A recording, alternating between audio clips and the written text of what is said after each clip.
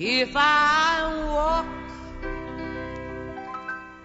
in the pathway of duty, if I work to the close of the day, I shall see the great King in his beauty. When I've gone the last mile of the way, when I've gone the last mile of the way, I'll rest. I said I'll rest. I'm gonna rest. I'll rest at the close of the day. And I know there are joys, Lord, waiting for me when I've gone the last mile of the way. All Scripture is breathed out by God and profitable for teaching, for reproof, for correction, and for training in righteousness, that the man of God may be competent, equipped for every good work. Welcome. It's right outside the temple. The last thing they want is any more of this Jesus talk. Now they know the tomb is empty. It's been empty for some time now, and they had to contend with that, and they had to bribe the guards. Right? All of this is very bad news. So this is the context for what happens here. Now, as a lame man who was healed held on to Peter and John, seems pretty realistic, doesn't it? Why would he let them go? You understand? Watch this. All the people ran together to them in the porch, which is called Solomon's, greatly amazed. So when Peter saw it, he responded, "Men of Israel, why do you marvel at this? Or why look so intently at us?" Is really what he's saying. At us? I don't think so, he says. "As though by our own power or godliness we had made this man walk. The God of Abraham, Isaac, and Jacob, the God of our fathers, glorified his servant Jesus, whom you delivered up." Peter has this way of speaking that is not politically correct. It sounds. You'd think he'd have a way of kind of smoothing this over, right? Watch what he says. You delivered him up, right? And delivered and denied in the presence of Pilate when he was determined to let him go. Pilate's wanted to let him go, and what do you want to do, you yokels? You want to give us Barabbas, right? Give us somebody else, anybody but this man. This guiltless man, we don't want him. Give us somebody we can deal with. Barabbas, please. And kill the Holy One and the just, and ask for a murderer to be granted to you. Give me Barabbas. And killed the Prince of Life whom God raised from the dead, of which we are witnesses. See, these guys are either really profound liars, or they are giving you accurate testimony, but they never back away from it. We are witnesses to this. This is what happened. Now, when it did happen, they didn't understand it, right? They misinterpreted everything that happened. But it didn't change the facts that when the light came on, after Jesus resurrected and spoke to them, they realized all he said, and how many times he warned them he was going to die, and that this was the way to life, not the way to death. It's just the opposite of what it appeared to be. So you see these guys. And then he says, it's through this name that this man's made sound. Now, when you look at the next, which is verse 5 of chapter 4, and it came to pass the next day, the rulers, the elders, scribes, as well as Annas the high priest, all these men are meeting together. For what name have you done this? Done what? Healed this guy who's 40 years old, who can't walk, who can now walk. who's now doing jumping jacks about 3 feet away from him and hanging on to him. You know, he loves it. Peter, filled with the Holy Spirit, remember this is Peter who ran away, says, rulers of the people and elders of Israel, if we this day are judged for a good deed done to a helpless man, by what means he has been made well, let it all be known to you then, if that's what you're doing, charging us with a bad thing for making a good thing happen, if that's what you want to do, right? He says, let it be known to you all people that by the name of Jesus Christ of Nazareth, whom you crucified, whom God raised from the dead, by him this man stands here before you whole. He's saying to the religious leaders, same thing he said to the people, you crucified. I don't care if you got the Romans to do it, you crucified. Okay? You're not going to escape this. Blood's on your hands. Right? It's by this guy, the one who was dead and then resurrected. See, they keep talking about the resurrection. Why? It's a fact to them. Now, you can imagine these miserable Pharisees and Sadducees who don't believe in the resurrection, by the way, the Sadducees. That's their whole main tenet of religion, is they don't believe in a resurrection, and these guys keep talking resurrection. It's got to be aggravating, right? So these guys, now he goes on. Hey, by the way, this is the stone which was rejected by you builders, which is the chief cornerstone. I'll tell you this, Peter goes on, there's not salvation in any other name except this one under heaven.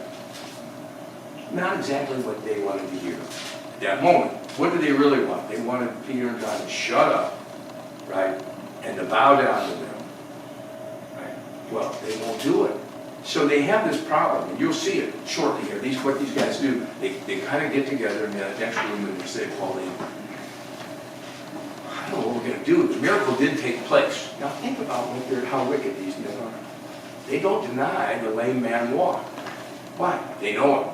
Lorenzo sat there every day. They know it's Lorenzo. He can walk. All right, so we know they performed this miracle, but man, it's a problem for us. We need to stamp out this Jesus of Nazareth talk. Why wouldn't they have just said, maybe we ought to listen?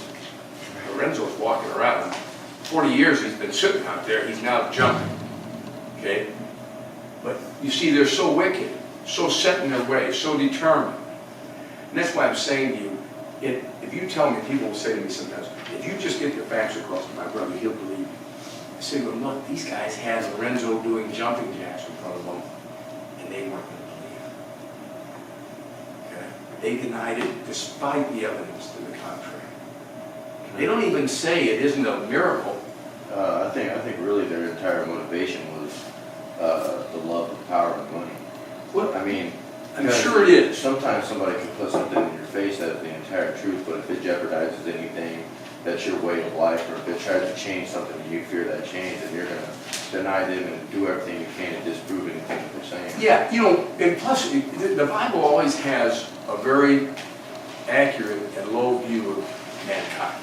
Now, these guys, they exemplify it, so do we. Come on. I mean, you think we're better than these guys were? Without the grace of God, I promise you, those Pharisees would outshine this group. Okay? I mean, if all the things we ever did came to light tonight, I wouldn't want to watch that movie, I can tell you that. It'd be kind of frightening to me just to see this one, right? This would be a tangled mess, right, in this room. Okay? So when you see it, you realize the Bible's always making statements. I had the next page, I had a quote by Mark Twain. And you know, I like Mark Twain. He's funny. He does not like the human race much. But that's because he was pretty smart. So he says there are two kinds of people. The damned and the ought to be damned. For once, he was right. Okay? He's really right. There are only two kinds of human beings who have ever existed. The ones who are damned and the ones who ought to be damned. Because the only difference between those two groups is the grace of God saves one group, the ought to be's. And the others get what they want. They do their own, they lead a criminal life their whole life, and they get the punishment a criminal deserves. The question is, why doesn't Brenna get that? Why does Brenna lead a criminal life and then doesn't get what she deserves? Okay, that's the why Easter thing. Now, I'm not going to give you Romans 3 in here. I'm just going to tell you that basically what it says is, no one does good. No, not one. Now, when a statement is written like that, Pauline, you don't have $1 in the bank No, not one. Now, you get the picture? If you said to me then, what about that money I have in the bank? I'd be like, what's wrong with you? I said to you, no money in the bank, no, not $1. So when he says to somebody, right, no one does good. No, not one. Invariably, somebody will say to me, but I do good. I'm like, the Bible is plain that you might do a good thing outwardly. The question is, remember that passage of Psalm 139 where God looks on your heart? Can he see Jeff's heart at this moment? If Jeff promises to help everybody in here and in fact keeps that promise, how do I know what's in Jeff's heart? I deduce that it's a good thing. Could I be wrong? Has ever a bad man done good things for a variety of reasons? Maybe he wants to trick God. There's a lot of people do that, right? They go to church and give their money, for instance, and inwardly, they hate it. Outwardly, they smile. Well, they tricked me, right? They tricked the pastor. They didn't trick the Almighty. I had such trouble with that when I was first a Christian that I would have to send somebody else to give my offering. I just didn't like the idea. And I knew I had a bad idea, a bad heart about it, so I thought, well, maybe that person's got it better than I do. I'm a little tight with that. I couldn't see it. I like, man, the Lord insists on this, but I'm not really into it. It's my money, it's kind of tight with it, and I didn't realize he'd given it to me. So it took me a few years to get past that one. So I'm sure the angels were laughing, like, gee, we got another moron. The Lord's saving a moron here. Most of the stuff I did in those early days was kind of like that. Don't you tell them, because you were a young girl then, remember? Now, I'm not going to go through all these others. I want to come to the end of this tonight with this idea. You can look at these, and we'll talk about it over and over, and I want you to understand why this is the pivotal point in history and why you have to decide what to do with this Jesus. Whether any of this is true or not, or whether you can outwardly and thoroughly reject him just because you can't see any proof of it. I don't think that's possible, but people maintain they do all the time. I just think they've already decided to stay in the darkness, like these religious leaders who saw Lorenzo jumping around and refused to take any cognizance of it, even while they were admitting to it. So the real question is, why Easter? And at the very bottom, I just put John 3:16, which all of you are claiming. Right? For God so loved the world, he gave his only begotten Son. Why? Lois, you know the rest of it? Whosoever believe in him shall not perish, but have everlasting life. That's right. So now, if you see it plainly, simply, it's this. Every human being, Pauline, Jamie, Bill Moore, Vicki, right? Everybody, Paul, Peter, you're going to see this. Everybody's born. But God's going to this. God's going to prove to you how much he loves his creatures. Just the opposite of Stephen Hawking's theory that God's disinterested because we're insignificant. I will grant we're insignificant, but I won't grant that God's disinterested. See, because I have proof. Here's what happens. I'm doing what I want, the same as every human being. I earn my damnation. It's certain. What? James says in James 2:10, if you break one law, you broke them all. Now, you can go to greater depths of being a lawbreaker, but it still makes you a criminal. Once you do that, what standing do you have before God? You're condemned. So how is that problem going to get solved? Did God make man sin, or did man do it of his own volition because he could? He didn't have to. He wanted to. He wanted to rebel. He wanted to be like God. He wanted to go his own way. Well, that was really a wicked and stupid thing to do when you're dealing with an eternal being and you're his creature. Now, once that happens, God, in my estimation, should have just destroyed the whole experiment, as Twain would say. It was just one of those experiments that God did that went wrong, Twain says. You can't deny it. I've seen my neighbor. Okay? Well, like I say, he always said, well, God was kind of disappointed in the monkey, so he made man. And that didn't work out too good. You know, he was tired on the seventh day. Well, I thought that's funny, but it's not. It's also kind of true about mankind that any thinking man won't have a high regard for him because you know him. Okay? He's you. That's all. If you know yourself, you cannot be proud. If you know how you are and what you've done, it doesn't matter if only God and you know it. It's very little. If men start bragging about it, I'm like, come on. I know men well enough to know that there's things that you've just done that just horrify an average person. So what happens? God could walk away. I would have. I would have destroyed everybody. And, yeah, as Twain says, if I would go back, I'd be on the ark with an auger. He'd just sink. He just wishes that Noah had missed the boat. He'd have sunk them all right then, because he would have ended all this other misery that was coming later. So you see this, and you say to yourself, how does God react? He so loves his creation, unlike what Hawking thinks, that what he does is he determines there's no man that can make the sacrifice to die for Bill Moore. Okay? There's no man can die for Peter or anybody like that. So what do? I'll tell you what he does. He sends his only Son. Member of the Trinity. Has Jesus existed from all times? Sometimes if you have a Roman Catholic background, you have trouble with this idea. But remember, from all times, there never was a single thing, John says, that was created. Only nothing was created that wasn't created through him, by him.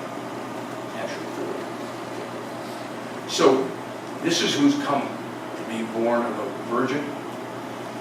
How did you expect him to enter the world in a normal way? He's going to be a man, but he's not coming like another man. He's going to be born of a virgin. He's going to be different. When he's born, angels are going to be there. Why? Think about those angels on that night. This is their creator. Do they know he's the creator? Yeah. They're worshiping him, singing in the skies, and he's in swaddling clothes and angel, the creator of the universe. And they know he's the creator. Think about that. And they're singing what? Good news for the earthlings. Good news for the earthlings. What? And God's come to earth? Are you kidding? But not with some chariot of fire.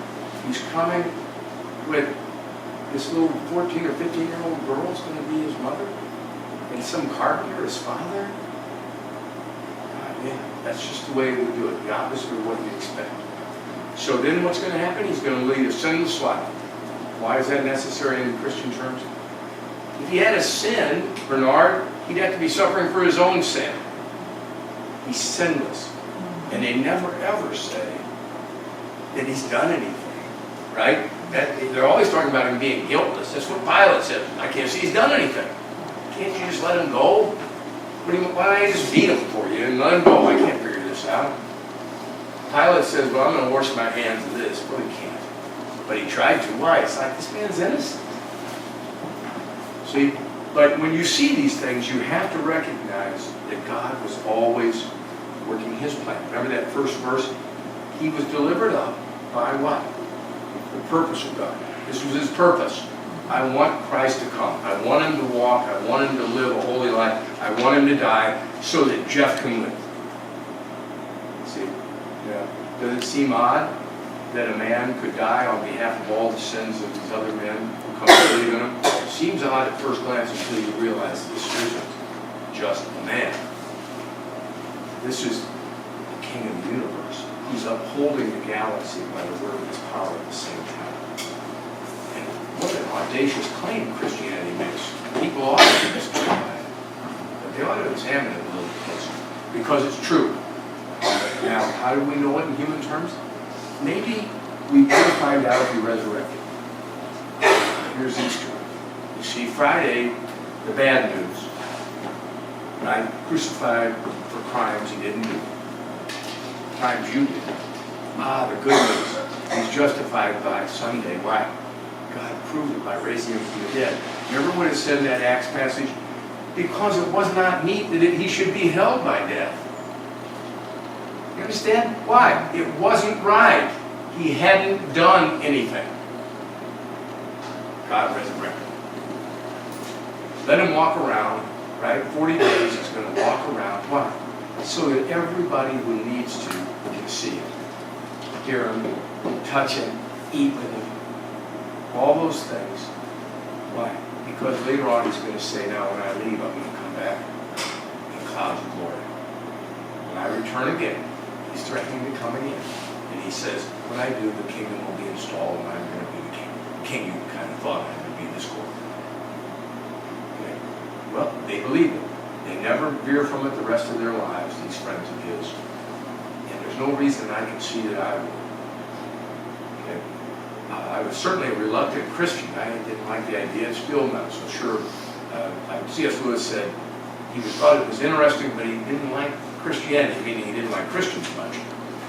But he couldn't get over the truthfulness of it, nor the glory or the beauty of it. C.S. Lewis was a reluctant convert. Some of you may be, but convert you need to be. So now that's the story of Easter. There's a reason for Easter. And it's really in the, if you can keep going back to this idea that it's God's story. He formed this planet. He had all these men live. And one particular time in history, he sent his own son. Right? Now, he's letting this play out now the way exactly how it should be. Right? JD should have been here tonight by God's governance. Okay? I'm going to prove that to JD when he keeps coming here. And then you'll marvel that he could care about you at all. Just the opposite of what Hawking thinks. This brilliant man who has a hopelessness about his life. Right? It's just a sad thing. Now, he may one day, yeah, he's not dead, he may one day see through these things. I don't know. But right now, you can see that he's looking at it, and from his perspective, there's real darkness in that mind, no matter how bright it is. Really Dalton? Like what you said earlier, I think that his argument actually proves that there is a God. Because he says, you know, we're in an average star of a relatively insignificant solar system of which there's thousands, and most of the time, space and the planets and the universes in space are a relatively hostile environment for life itself. Like, you would not expect to find life on a gaseous cloud, you know. So everything that makes our life possible is a variable that just happened to be at the right number, to be at the right distance, right temperature, you know, had all the right spin on it. Everything was together the way it was supposed to be. Otherwise, life couldn't exist at all on our planet. Like, that's a physical fact. Well, and that's why, if you think about these things, though, you're going to see why, and we'll go through this sometime. We'll deal with this whole idea of how does it begin, time begin, how does matter begin, all of these arguments. And you need to know, mostly people don't know either side of that argument, right, when you're talking to people. I agree. Now, if Hawking were here, he could give you some of his understanding that would really, probably very convincing that all of these things could in fact happen. One day we'll deal with those issues the way that he says it happened. That the Big Bang isn't exactly an outdated idea. It just needs to be a little bit tweaked, as he would say, I think, if he were here. And I'll try to explain to you why his tweaking makes more sense than the original argument did even 50 years ago. I don't think he's correct. But the quantum physics that he shows you is pretty mind-boggling. Well, I think that physics actually, I mean, it's just a different way of saying the same creation story. I mean, you know, there was darkness, which was the void before there was time and space. Then the Big Bang, which was him creating light. And eventually, you'll. And what really gets me is that life. They say the miracle of life for a reason. I mean, there were so many odds against this happening. I mean, it was astronomical that anything could possibly survive in space. And all that has its place. In the end, it's these kind of things that you deal with in these changed lives, which actually make a stronger statement than When we get to the science part, I'll try to explain my idea of why science has limitations and things like that. And why there's some holes, I think, in those things, you know, at a high level of thinking. But in the end, you're going to come down to simple language, lives changed, and something from nothing still means it was nothing. And that ultimately, the failure of all the truths is that they end up with a nothing that is really a particle, you know, something. It has to be something, and I know language well enough to say something and nothing can't be the same thing. But let's just call it. I appreciate you guys coming. Let me pray now before we leave you. Lord, I pray that anything that I would say that's incorrect, in tone or in weight or in fact, that you would not only be patient with me and forgive me, but that you would correct in these people's minds. They've come to learn, and certainly if I've made an error, it's not their mistake to choose a friend or a Bible study that, you know, run by somebody who may be careless in his thinking or saying.